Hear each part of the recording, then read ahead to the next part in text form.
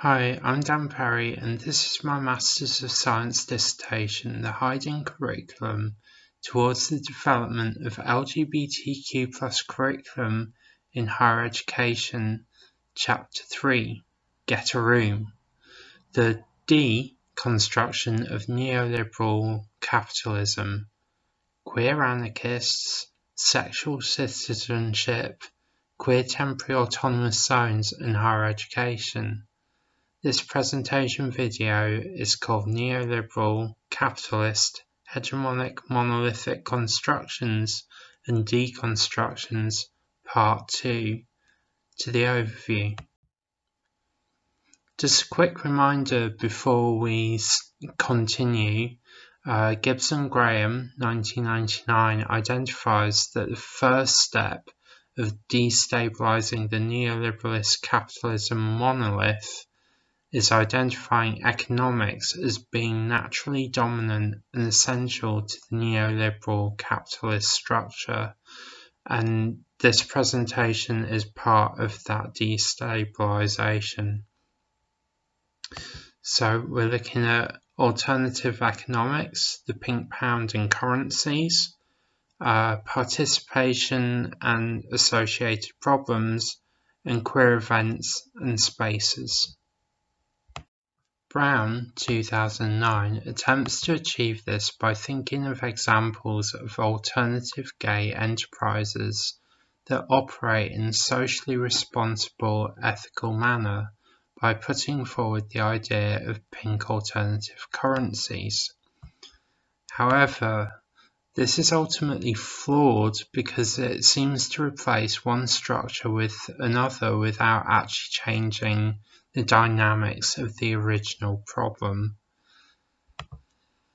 Some examples are enterprises that give their surplus mutually and horizontally, but Brown does not give details of how this is actually achieved. Brown, 2009, assumes that LGBTQ people have money to participate, use, and have access to these enterprises in the first place. Further, the use of academics in fostering networks of enterprise to create pink alternative currencies would only reproduce the white cisgendered male homonormative middle-class exclusionary, which is already present in higher education. Neither are any ideas suggested on how these academics are to foster these networks. Finally, locality. Whilst I'm for the support of local LGBTQ+ enterprises when financially able, I'm aware that there are multiple issues, some being accessibility, mobility, ghettoization of communities, at least in the first instance, and potentially replicate things like race, gender, age, and disability discrimination from the current gay scene. Brown does recognise that some of these issues that are part of the scene are replicated in cruising grounds, where predominantly gay men go to have sex in public or semi-public places, but does not seem to expand on these issues in any other spaces such as higher education.